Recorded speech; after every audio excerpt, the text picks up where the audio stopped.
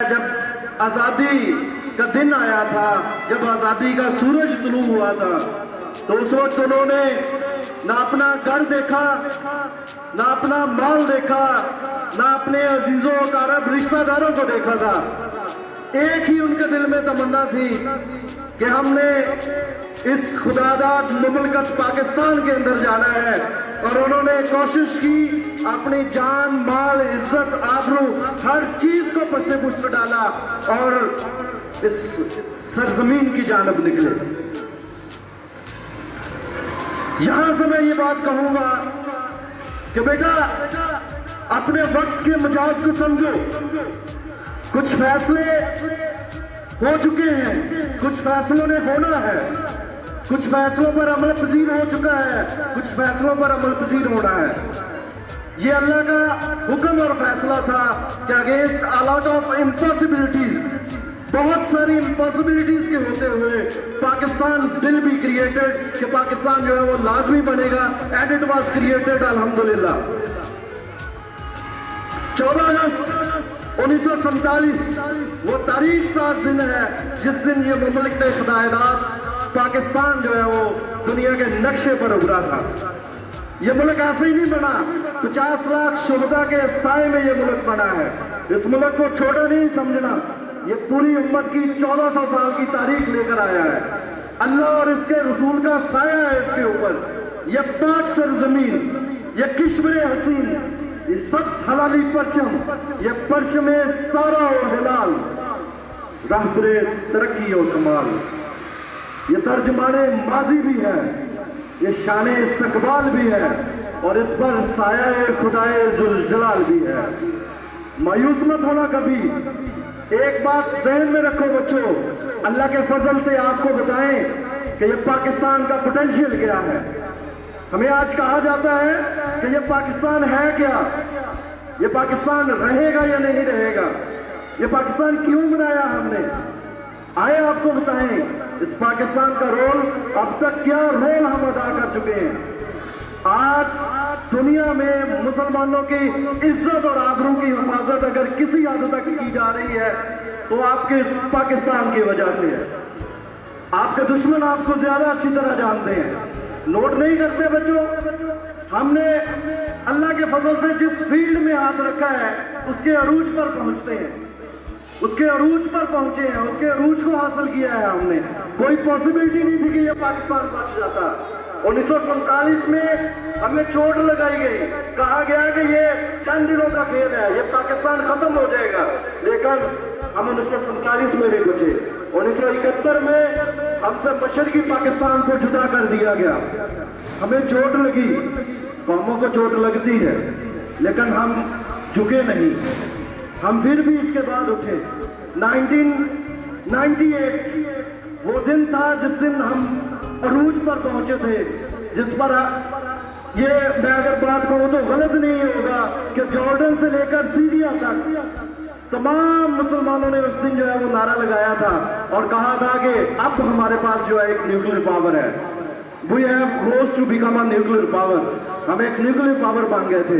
اس دن فلسطین کے بچوں نے اسرائیل کے ٹینکوں کے آگے اٹھا کر، پتھر اٹھا کر یہ بات کہی تھی، Don't look at the stones in our hand, look at the bombs in Pakistan۔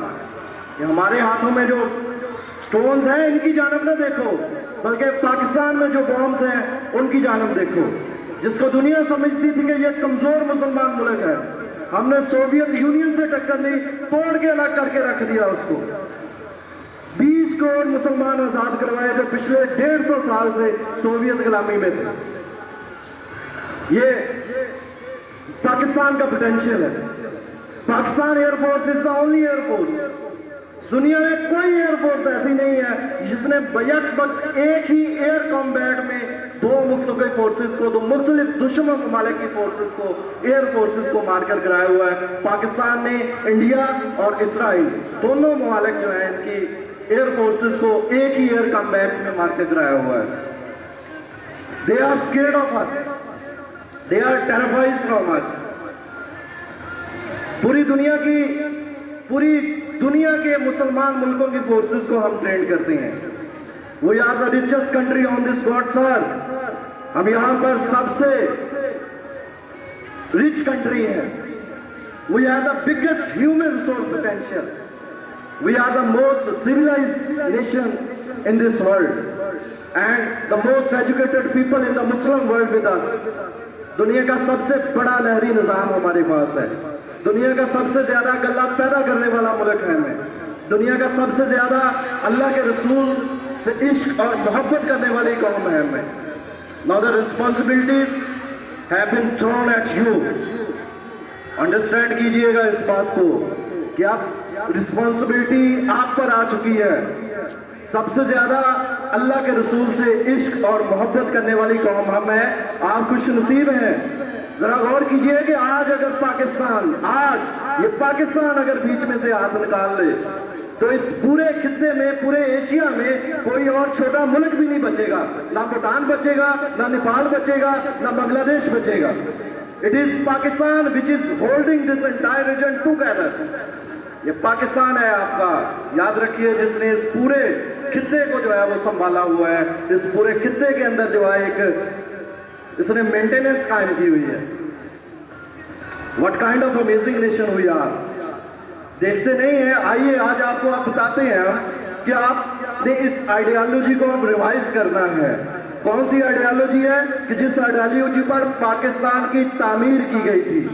आइए आपको बताएं कि हैरत अंगेज राज कि ये मुल्क जो 27 रमजान को बना है, जो जुमातुल मुबारक के दिन बना है, लफ्ज पाकिस्तान कायदे आज़म ने तो इस्तेमाल भी नहीं किया था.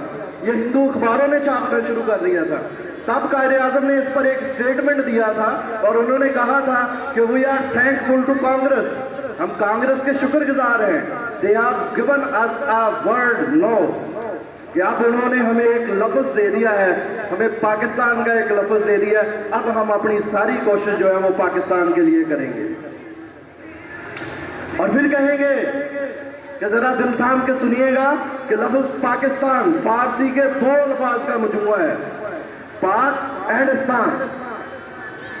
पाकिस्तान का कौमी तराना अगर देखें तो सिवाय एक लफ्ज के सारे का सारा कौमी तराना फारसी में है. तो पाकिस्तान लफ्ज जो है 2 फारसी के अल्फाज का मजमुआ है, पाक एंड स्तान. स्तान कहते हैं टेरिटरी, लैंड, इलाका, सिटी, एरिया. और अगर अरबी में देखा जाए तो सिटी को कहते हैं मदीना. और पाक शुरू से हम पढ़ते आ रहे हैं. अव्वल कलमा तैयब, तैयब मैंने अव्वल कलमा तैयब, तैयब मैंने पाक. यानी पाकिस्तान लफ्ज को अगर आप डायरेक्टली अरबिक में ट्रांसलेट करें, इट इज मदीना तैयबा. इसलिए इसको मदीना सानी के नाम से जाना जाता है. इस दुनिया में 2 ही रियासतें हैं जो आइडियोलॉजी की बेस पर बनी है. एक आका दो आलम सल्लल्लाहु अलैहि वसल्लम की ज़ाते मुबारका उन्होंने बनाई थी जो मदीना मुनव्वरा में कायम हुई थी. और दूसरी रियासत जो कायदे आज़म मोहम्मद अली जिन्ना रहमतुल्लाह अलैह की ज़ेर परस्ती में, ज़ेर साया ये मुल्क बना था. पाकिस्तान को जिस दुनिया जो है पाकिस्तान के नाम से जानती है. ये बात याद रखें. खुश नसीब है वो शख्स जो मदीना मुनव्वरा के बाद पाकिस्तान में दफन होने के लिए उसको जगह मिल जाती है. ये पाकिस्तान कोई कम मुल्क नहीं है. Try to understand it. तो dear children, realise the enormity of the task that has been given to you. जो इस वक्त आप लोगों को टास्क दिया गया है इस पर गौर करें. Realise the time in which you have born. उस वक्त को गौर करें जिस वक्त में आप पैदा हुए हैं. खुश नसीब हैं आप कि आप इस दौर में पैदा हुए हैं. खुश नसीब हैं कि आप इस मुल्क की तकदीर आप लोगों के हवाले करनी है. आप लोगों की तदबीर से इस मुल्क की तकदीर बनेगी और तुम्हारी रजा से ही अल्लाह पाक देखेगा कि आप इसका क्या करना है. लेकिन उसकी शर्त अल्लाह पाक ने एक दे दी हुई है. और वो शर्त क्या है कि मोहम्मद से वफा तूने तो हम तेरे हैं. कि मोहम्मद से وفا تونے تو ہم تیرے ہیں، یہ جہاں چیز ہے کیا لوح و قلم تیرے ہیں۔ اور یہ ایک شرط ہے کہ آقا دو عالم صلی اللہ علیہ وآلہ وسلم کی، نبی آخر الزمان کی ذات مبارکہ کے ساتھ عشق اور محبت جو ہے یہ ایک شرط ہے۔ اگر یہ آپ لوگوں کے دلوں میں موجود ہے تو آپ دوبارہ دنیا پر حکمرانی کریں گے، آپ دوبارہ دنیا کو بتائیں گے کہ یہ پاکستان کیا ہے، اس دنیا کو آپ جو ہے وہ دوبارہ فتح کر لیں گے۔ لیکن اگر آپ لوگ آقا دو عالم صلی اللہ علیہ وآلہ وسلم کی ذات مبارکہ کے ساتھ عشق نہیں کرتے تو پھر آپ دنیا میں ناکام و نامراد ہو جائیں گے، داستان تک نہ رہے گی آپ لوگوں کی داستانوں کے اندر۔ تو اس میں میں پھر یہی کہوں گا، عشق رسول کا معاملہ اگر دیکھا جائے، ڈاکٹر علامہ محمد اقبال آپ لوگوں کے سامنے ہے، ذرا غور کیجئے گا۔ تاریخ کا ایک شعر، آج تک اس طرح کا شعر کبھی نہیں کہا گیا کہ جو ڈاکٹر صاحب نے کہا تھا۔ انہوں نے کیا کہا تھا؟ فارسی کا یہ شعر ہے، میں اس کا اردو ترجمہ آپ لوگوں کو بتاتا ہوں، کچھ الفاظ مجھے یاد ہے۔ کہا کہ تو غنی، تو عالم ازمن فقیر، کہ یا اللہ تو دو جہانوں کا مالک ہے، میں فقیر ہوں، میں کم ظرف ہوں، بہت کمزور انسان ہوں، تو اگر مجھے معاف کر دے تو بہت بہتر ہوگا، لیکن اگر تمہیں بینی حساب الناغیر، اگر تمہیں لگتا ہے کہ میرا حساب کرنا اتنا ہی ضروری ہے، تو پھر اس نے کیا کہا تھا؟ از نگاہ مصطفیٰ اور آپ نابگیر، تو میرا حساب رسول اللہ صلی اللہ علیہ وآلہ وسلم کے چھپا کر لیجئے گا، کہیں میں کل کو قیامت کے روز اپنے نبی صلی اللہ علیہ وآلہ وسلم کی ذات کے سامنے شرمندہ نہ ہو جائے۔ یہ ہے عشق رسول کا معاملہ۔ تبھی جا کر انہوں نے جو وہ پاکستان کا خواب دیکھا تھا، تبھی جا کر انہوں نے کہا تھا فلاں فلاں علاقوں پر مشتمل جو خطبہ الہ آباد میں کہا تھا، آج تاریخ میں کتابوں کے اندر رقم ہو چکا ہے کہ جس خطے کا انہوں نے کہا تھا آج پاکستان اسی خطے پر موجود ہے۔ اگلی جو کامیابی ہے پاکستان کی بیٹے، وہ اب آپ لوگوں کے ہاتھوں میں ہے۔ قائد اعظم محمد علی جناح، جس دن آپ کی وفات ہوتی ہے، علامہ شبیر احمد عثمانی نے آپ کا جنازہ پڑھایا تھا، بہت بڑے مخالف تھے۔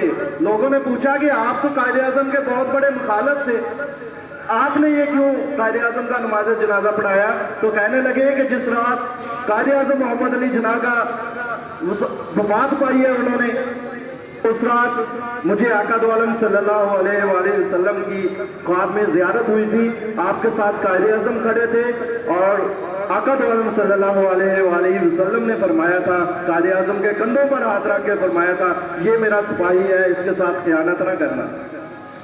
کہتے میں اس لیے اپنا سب کچھ چھوڑ کے فوراً یہاں پر پاکستان آ گیا ہوں تاکہ میں آپ کی نماز جنازہ میں شریک ہو سکوں، کہیں ایسا نہ ہو جائے کل کو میں اپنے رسول اللہ صلی اللہ علیہ وآلہ وسلم کی نظروں میں رسوا ہو جاؤں۔ قائد اعظم محمد علی جناح آپ جانتے ہیں کہ یہاں سے ناراض ہو کر مسلمانوں سے چلے گئے تھے۔ ان کا ایک واقعہ ہے، بڑا زبردست واقعہ ہے، کتابوں میں لکھا ہوا ہے، تاریخ کے اندر محفوظ ہو چکا ہے یہ واقعہ، کہ آپ فرماتے ہیں کہ میں ایک دن اپنے اپارٹمنٹ میں لیٹا ہوا تھا، مجھے تلخی محسوس ہونے لگی۔ کہتے میں اٹھ کر میں نے باہر گیا، تھوڑا سا چہل قدمی کر کے آ کے لیٹ گیا۔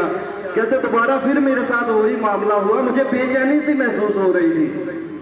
کہتے میں نے تھوڑی دیر کے بعد پھر جو ہے وہ شاور لیا اور آ کر سو گیا۔ جب لیٹا تھوڑی دیر کے بعد مجھے جیسے کسی نے جھنجھوڑ کے اٹھایا ہوتا ہے۔ کہتے کہ یوں ہی میرے حواس ابھی قائم نہیں ہوئے تھے کہ مجھے کمرے میں بہت پیاری خوشبو محسوس ہونے لگی اور ایک انتہائی نورانی شخصیت میرے سامنے کھڑی تھی۔ کہتے کہ میں نے انہی الفاظ کے اندر یہ پوچھا کہ ہو آر یو، آپ کون ہیں؟ تو مجھے آگے سے جواب ملا، I am here prophet Muhammad peace be upon him, came to ordain you to live for India, help the Muslims in their freedom movement, I am with you, you succeed inshallah۔ کہتے کہ اس دن مجھے پتہ چل گیا تھا کہ میں پاکستان بنا لوں گا، میں پاکستان بنانے میں کامیاب ہو جاؤں گا۔ میں نے اس وقت کہا تھا کہ تھینک یو مائی پروفٹ، میرے پروفٹ، میرے رسول صلی اللہ علیہ وآلہ وسلم، آپ کا شکریہ، اور جتنی جلدی کہتے ممکن ہو سکا میں فوراً ہندوستان کی جانب آیا تھا اور یہاں پر مسلمانوں کی آزادی کی تحریک کے اندر شامل ہو گیا تھا۔ تو بچوں، اب یہ پاکستان آپ لوگوں کے حوالے ہے۔ آپ لوگوں خوش نصیب ہیں کہ آپ لوگوں پر یہ ذمہ داری آئی۔ اس پاکستان کو جو ہے وہ اب آپ لوگوں نے آگے لے کر جانا ہے۔ انہی الفاظ کے ساتھ میں یہ کہوں گا کہ ڈو ناٹ بٹرے یور رسول اللہ، اپنے رسول اللہ صلی اللہ علیہ وآلہ وسلم کے ساتھ آپ لوگوں نے خیانت نہیں کرنی. And the task given to you you abandon that، یہ ٹاسک آپ لوگوں کو دیا گیا ہے، یہ آپ لوگوں کے لیے لازمی ہے. آپ لوگوں نے کوشش کرنی ہے کہ اس ٹاسک کو جو ہے وہ مکمل کریں، آگے لے کر بڑھیں. تکمیل پاکستان آپ لوگوں نے کرنی ہے. تعمیر پاکستان 1947 میں ہو چکی تھی، تکمیل پاکستان اب آپ لوگوں نے کرنی ہے. اللہ تعالیٰ سے دعا کرتا ہوں کہ اللہ ہم سب کا حامی و ناصر ہو. بہت بہت شکریہ.